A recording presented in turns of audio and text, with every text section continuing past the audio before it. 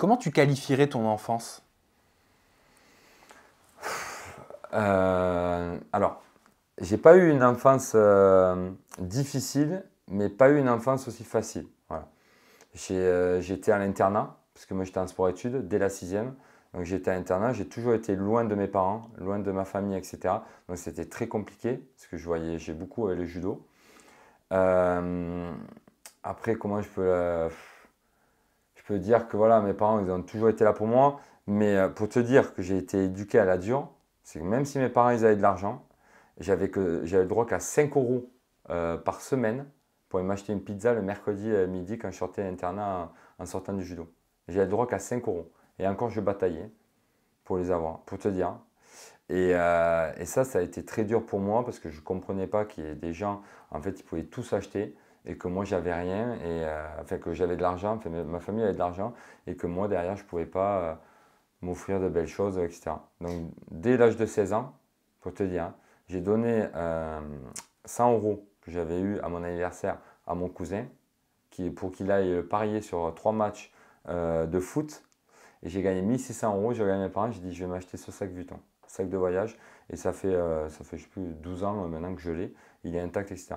Et je me le suis acheté tout seul. Une ceinture Gucci parce que je voulais faire comme les autres à l'école. Puisque je te l'expliquerai après. J'ai été dans une école pendant 5 ans, à l'école de Tersac, qui est l'école la plus chère et la plus stricte de France. On a un costard-cravate tous les jours. On est tous éduqués de la même manière. Pas de signes religieux, pas de signes de valeur d'argent ou quoi que ce soit. On est tous enseignés de la même façon. Et on avait cours que le matin, sport les après-midi.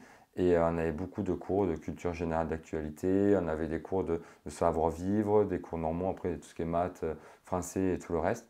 Et ça m'a beaucoup aidé aussi dans la vie de tous les jours. C'est quoi? C'est une école qui forme les hommes de bonne famille? Ouais, après, ouais, je me suis retrouvé avec pas mal d'enfants de ministres, voire de présidents. Il y avait la fille, les enfants, les neveux de Zidane, le fils de Claire Chazal. On a eu pas mal de monde de grosses têtes. J'ai un souvenir qui me revient. Tu avais même eu, je crois, une courte histoire avec Emma Watson Ouais, non, d'Harry Potter. c'était pas une histoire, c'était un petit bisou, hein.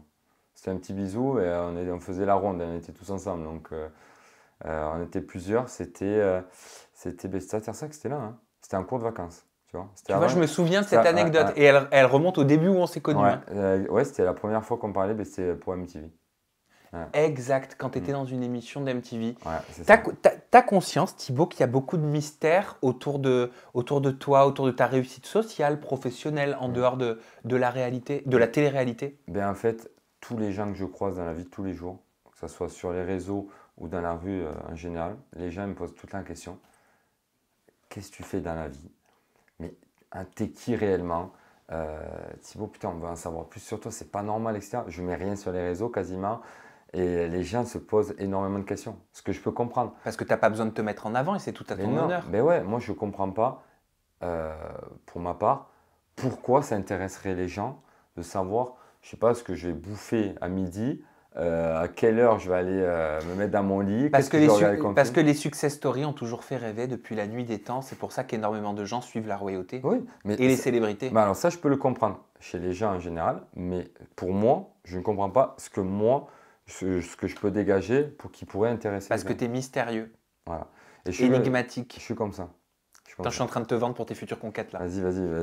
T'as les claquettes là pour que je mette, pour que je reparte parce que ça peut passer Non vite. mais perso, ben moi je vais te le dire. Moi j'aimerais bien en savoir plus.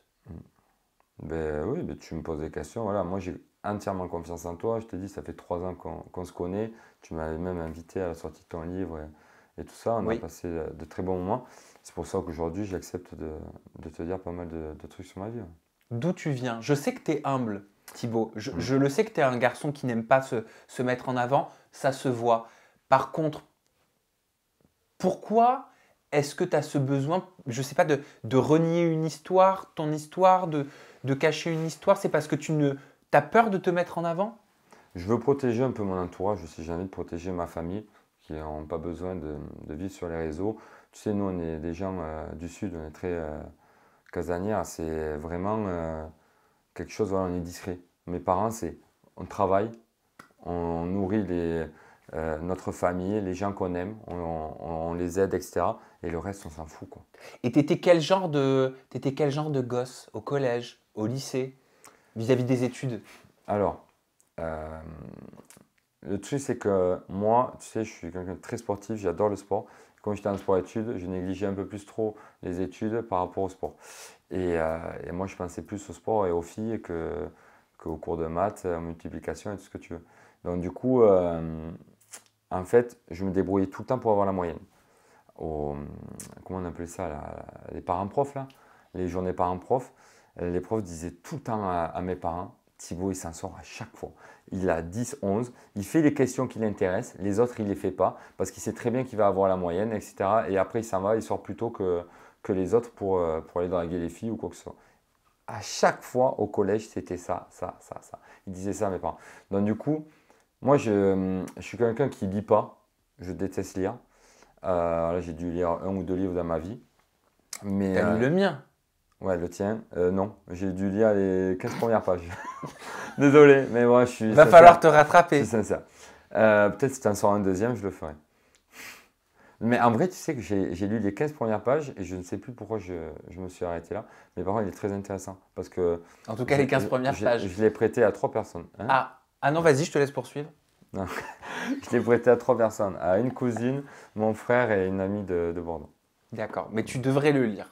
Je le lirai. Ben oui, comme ça, non, mais c'est même pas pour moi. Oui. C'est parce qu'il faut lire. C'est Non, mais important. je sais. Ouais, non, mais J'ai l'air d'un vieux en disant ça, mais c'est Non, c'est tellement mais important. tu as la entièrement lecture. raison. Tu as entièrement raison. Et je trouve qu'aujourd'hui, avec les tablettes, les smartphones, etc., les jeunes, ils lisent de moins en moins.